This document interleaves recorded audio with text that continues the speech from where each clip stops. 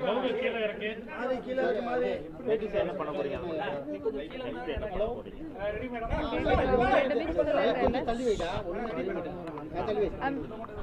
I start? Okay.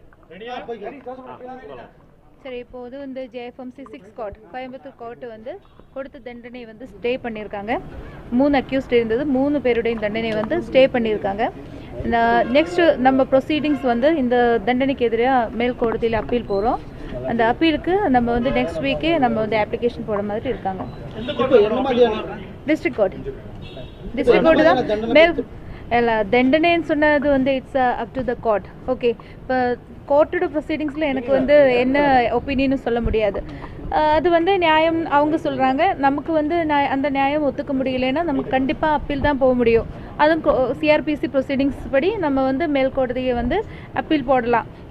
இது வந்து correct அல்ல அப்படி சொல்லிட்டு பார்த்தா இந்த இதில் வந்து ஒரு சிவில் கேஸ் மாதிரி தான் ஆக்சுவலாக இது போக வேண்டியிருந்தது.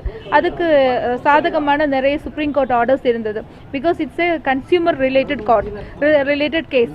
தட் மீன்ஸ் நம்ம ஏற்கனவே வந்து ப்ளாட் பண்ணியிருந்த கம்பெனியிலிருந்து அவங்களுக்கு ஒரு பர்ச்சேஸ் ஆர்டர் போட்டிருந்தது. அந்த பர்ச்சேஸ் ஆர்டருக்கு தகுந்த மாதிரி நம்ம வந்து பொருள் எல்லாமே டெலிவர் பண்ணியிருக்கோம். அந்த பொருள் இப்போதும் அந்த இடத்துல தான் இருக்காங்க. ஆனால் ஒரு 90 மீட்டர் கேபிள் வந்து ஜாஸ்தி அவங்க கேட்டதுனால தான் டிஸ்பியூட் வந்துருச்சு.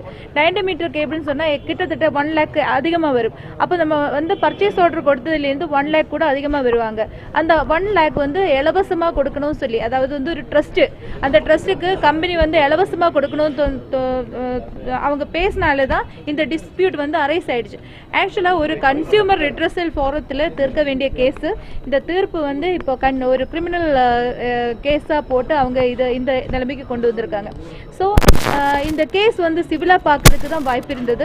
அதர்வைஸ் நமக்கு ஒரு கன்சியூமர் ஃபோரத்தில் போக வேண்டியிருந்தது. So what we are looking forward, we are going for an appeal against this order. இந்த ஆர்டருக்கு எகனஸ்டாக நம்ம வந்து ஒரு அப்பீல் போகிறோம். அது நெக்ஸ்ட் வீக்கே போயிடுவாங்க. இப்போதைக்கு கேஸுக்கு வந்து ஸ்டே பண்ணியிருக்காங்க. கேஸ் வந்து ஒரு பிரச்சனையும் இல்லை. கேஸ் வந்து சிறையில் போக வேண்டிய அவசியம் ஒன்றும் இல்லை. இப்போ வந்து ஸ்டே பண்ணியிருக்காங்க. இப்போ இந்த தமிழ்நாடு இங்கே கோர்ட்டு கேஸ் முடிஞ்சது. கேரளாவிலே ஓரளவுக்கு வரைக்கும் 70-75-80% கேஸ் எல்லாமே முடிஞ்சது.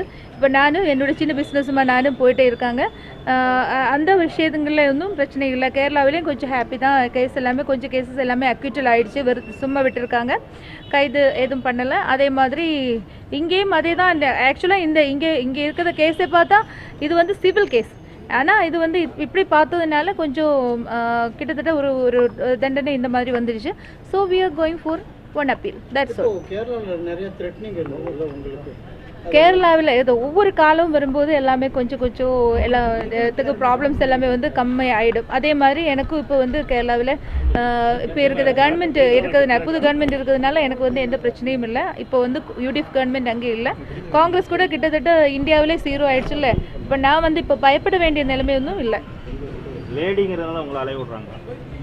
அது ஒரு அளவுக்கு வரைக்கும் கரெக்டு தானே. இப்போ அக்யூஸ்டு பர்சன்ஸ் கூட ஜென்ஸாக இருந்தால் யாருமே எதுவும் கேட்க மாட்டேன், எதிர்பார்க்க மாட்டேன். ஆனால் நான் ஒரு லேடியாக இருந்ததுனால மட்டும்தான் இவ்வளவு பிரச்சனைகள் வந்து எனக்கு தெரியும். அது ஒரு அளவுக்கு ஒரு 50-60% அது உண்மைதான்.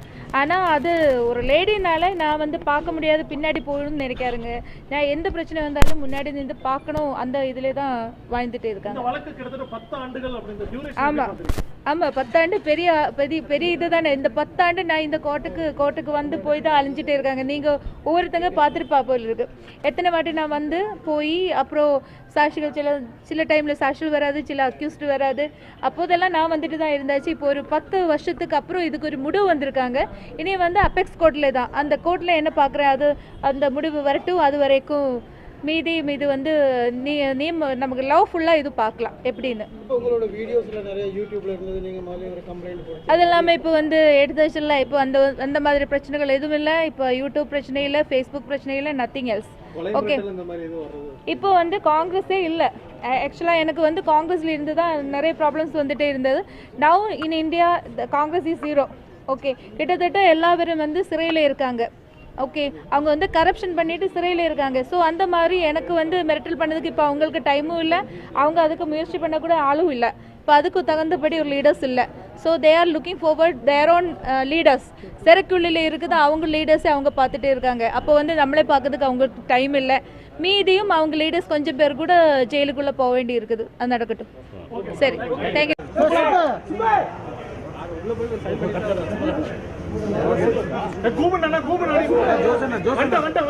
நீங்க என்ன முன்னாடி வரீங்க? முட்டாளா?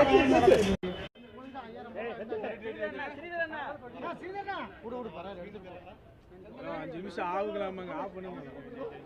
கை தூக்காத, கை தூக்காத.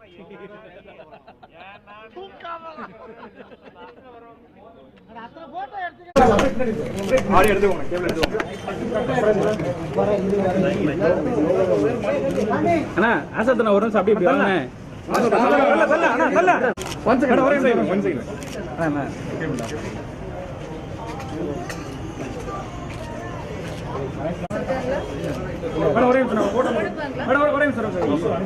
ஒரு 2 நிமிஷம் அப்படியே